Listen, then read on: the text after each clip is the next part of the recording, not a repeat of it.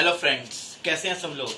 I hope कि बढ़िया होंगे आप लोग। और आपको तो पता ही है 10th के एग्ज़ाम क्या हो गए हैं, कैंसिल।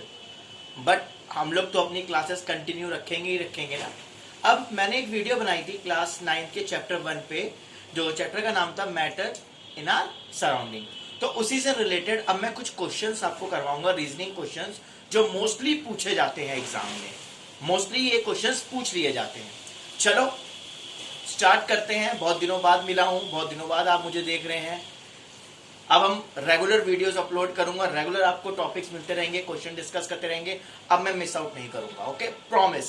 ओके, चलो अब स्टार्ट करते हैं चैप्टर नंबर 1 क्लास 9 का केमिस्ट्री का matter in our surrounding. Already इसकी वीडियो अपलोडेड है। अब हम कुछ क्वेश्चन डिस्कस करने जा रहे हैं। चलिए, पहला क्वेश्चन जैसे है, ये क्वेश्चन थोड़ा इवापोरेशन से रिलेटेड है। इवापोरेशन ऑलरेडी टॉपिक में एक्सप्लेन कर चुका हूं कि किन किन फैक्टर्स पे इवापोरेशन डिपेंड करता है, और इवापोरेशन कॉजेस कूलिंग, ये बता चुका हूं। ये सारे क्वेश्चन इसी पे बेस्ड रहेंगे, ठीक। अब जैसे पहला क्वेश्चन है, मान लीजिए पहला क्वेश्चन जैसे देते हैं कि Ram can drink a tea in saucer easily then in a cup. मतलब जो राम है, राम सॉकर में, सॉसर में अगर उसको चाय दी जाए तो वो जल्दी पी लेता है, और जो कप में दी जाए तो देर में पी पाता है। या फिर ऐसा मान लीजिए कि पप्पू को मैंने चाय दी कटोरी में, और मैंने पप्पू को दूसरे से चाय दी एक कप में, तो वो कटोरी वाली चाय जल्दी पी गया एज कंपैरिजन टू कप वाली। भाई सॉसर और कप वाला है, क्यों? क्योंकि सॉसर का सरफेस एरिया बड़ा होता है। ऐसे आपको पता होगा कि इवापोरेशन किस फैक्टर डिपेंड करता है, सरफेस एरिया पे। जितना ज्यादा सरफेस एरिया उतना इवापोरेशन जल्दी होगा, उतनी चीजें ठंडी जल्दी होगी। तो सॉसर में सरफेस एरिया ज्यादा है, इवापोरेशन जल्दी होगा, तो आसानी से पप्पू और राम चाय पी पाएगा। तो ये फिनोमिना इवापोरेशन का हो गया। एक और क्वेश्चन देख लेते हैं कि मम्मी घर में अगर कहीं खाना बना रही हैं, पप्पू बैठे अपने रूम में आराम से एसी चला के लेटे हुए हैं, और मम्मी बना रही हैं कुछ, तो उसको खुशबू आई बनती हुई। मम्मी चिली पनीर बना रही, लेकिन उसको नहीं पता, लेकिन वो खुशबू से बोला, मम्मी क्या आप चिली पनीर बना रही हैं? तो मम्मी बोली, हाँ, तुमको कैसे पता चला? उसने मम्मी को एक्सप्लेन किया पूरा मेथड कि मम्मी जो आप सब्जी बना रही हैं, उसके जो वेपर्स हैं, वेपर के जो पार्टिकल्स हैं, वो एयर के साथ क्या हो रहे हैं, मिक्सअप हो रहे हैं, और इस प्रोसेस को क्या बोलते हैं, डिफ्यूजन। जो दूर तक वो स्मेल मुझे तक आ रही है। सेम एग्जांपल लाइक अगरबत्ती जलाते हैं घर में, दूर तक स्मेल क्यों आती रहती है, परफ्यूम क्यों आती रहती है सॉरी क्यों आती रहती है स्मेल? जस्ट बिकॉज कि वो डिफ्यूजन की वजह से हो रहा है, क्योंकि उसके पार्टिकल्स एयर के साथ इजिली मिक्सअप हो जाते हैं और दूर तक हमें स्मेल दे देते हैं। ये डिफ्यूजन प्रोसेस हो गया। थर्ड क्वेश्चन की why does desert cooler cool on a hot dry day. ये क्वेश्चन भी पूछा जाता है कि जो डेजर्ट कूलर होते हैं, बहुत ज्यादा गर्मी, जब ड्राई गर्मी पड़ती है, सूखी गर्मी पड़ती है, तो ज्यादा ठंडा क्यों करते हैं? तो इसका आंसर सिंपली समझिएगा कि जब डेजर्ट कूलर जो होते हैं और हॉट ड्राई डे में क्या होता है, टेम्परेचर बहुत ज्यादा होता है, ह्यूमिडिटी कम होती है, मतलब उमस कम होती है, टेम्परेचर बढ़ जाता है। जब टेम्परेचर बढ़ेगा इवापोरेशन बढ़ेगा, और जब ह्यूमिडिटी कम होगी तब भी इवापोरेशन क्या होगा, बढ़ेगा। तो टेम्परेचर बढ़ा, ह्यूमिडिटी कम हुई, जिसकी वजह से इवापोरेशन तेज हुआ और कूलर ठंडा करने का। फिनोमिना एक और है, डेजर्ट कूलर में आपने देखा होगा घास लगी होती है।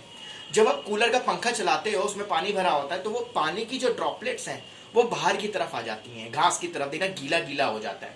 तो जब टेम्परेचर ज्यादा होता है हॉट ड्राई डे में, तो क्या होता है बेटा कि उसमें वाटर वेपर सराउंडिंग में बहुत कम रहता है, क्योंकि टेम्परेचर ज्यादा है, ह्यूमिडिटी कम है।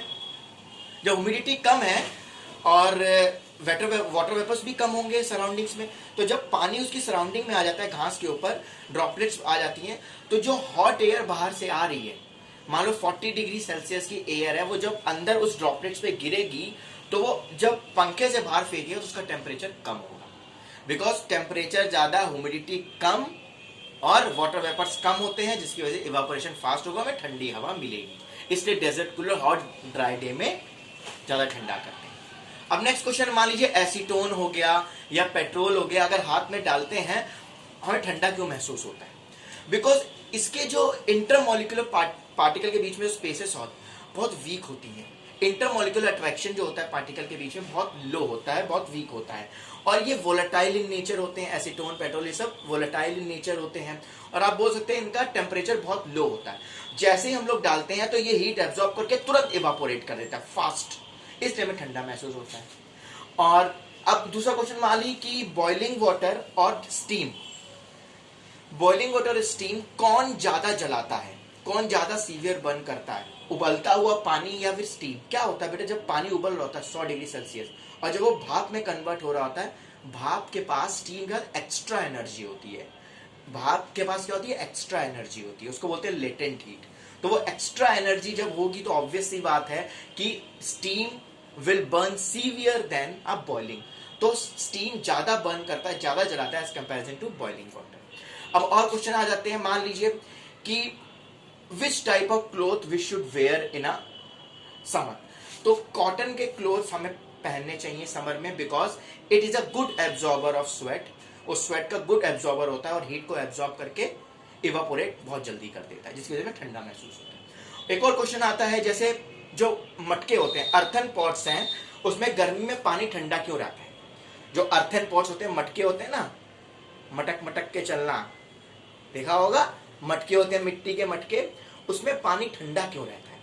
वो इसलिए रहता है बेटा कि मटके में छोटे छोटे टाइनी पोर्स होते हैं, जिसकी वजह से पानी सीप्स, आपकी बुक में सीप्स लिखा हो, सीप्स मतलब बाहर आ जाता है। हमें वो छोटे छोटे टाइनी पोर्स होते हैं जिससे पानी जब बाहर आ जाता है, जब पानी बाहर आ जाता है तो वो क्या करता है? हीट एब्जॉर्ब कर लेता है, अंदर की हीट एब्जॉर्ब करके इवापोरेट कर देता है। अंदर की जब पानी बाहर आ रहा है तो वो हीट एब्जॉर्ब कर रहा है, तो हीट एब्जॉर्ब करने के बाद वो इवापोरेट कर देगा, जिसकी वजह से पानी ठंडा। तो ये सब क्वेश्चंस हैं। एक आध क्वेश्चन कन्वर्जन का आ जाता है, kelvin is equal two degree Celsius plus 273 वाला ये क्वेश्चन आ जाता है। और ये आपका मैंने एसीटोन वाला बता दिया। हाँ, ड्राई आइस, ड्राई आइस क्या होता है? ड्राई आइस क्या होती है? Solid carbon dioxide. अब क्यों बोला जाता है, क्यों बेटा solid carbon dioxide? Why it is called dry ice? Because ये सॉलिड से डायरेक्टली गैस में कन्वर्ट हो जाता है ऑन डिक्रीजिंग द प्रेशर, मतलब सब्लिमेशन प्रोसेस ये होती है कि सॉलिड को डायरेक्ट आप अगर गैसियस स्टेट में चेंज करो, सब्लिमेशन बोलते हैं। ऑलरेडी आपको बात पता ही है। और सॉसर वाला हम लोग ने कर लिया क्वेश्चन, डेजर्ट वाला कर लिया हमने क्वेश्चन, है ना। और हाँ, एक और क्वेश्चन कि जब गर्मी होती है शाम के समय में पानी क्यों छिड़कते हैं सरफेस पे? मान लो छत पे गए हम लोग, छत पे जाने के बाद क्या होता है, हम लोग गर्मी हुई, शाम को हमने पानी छिड़क दिया छत पे। क्यों छिड़कते हैं पानी? Why we sprinkle the water on the surface of the roof? Because क्या होता है, उस दिन अब सरफेस गर्म हो जाती है। जब हम पानी छिड़कते हैं, वो पानी छिड़कना क्या करता है, सरफेस से सारी हीट एब्जॉर्ब करके इवापोरेट करता है, जिससे कि वो सरफेस थोड़ा कूल रहे। क्या करता है, जब पानी छिड़कते हैं इसलिए छिड़कते हैं कि वो सारी हीट एब्जॉर्ब करके इन्वायरमेंट इवापोरेट करे तो वो सरफेस थोड़ा ठंडा हो जाए। तो ये सब रीजनिंग क्वेश्चंस हैं जो आपसे पूछ लिए जाते हैं पेपर में, मोस्टली पूछे जाते हैं। यही सब रीजनिंग क्वेश्चन है, ज्यादातर पूछ लिए जाते हैं।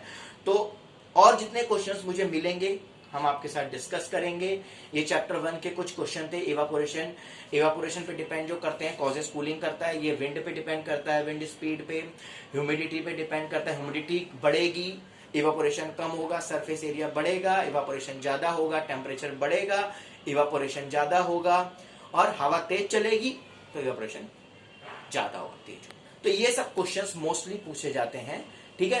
As you will see, toppers view मैंने अपनी कोचिंग स्टार्ट करी थी, जिसका नाम है टॉपर्स व्यू एकेडमी। यूट्यूब पे हम लोग भाटिया क्लासेस के नाम से हैं।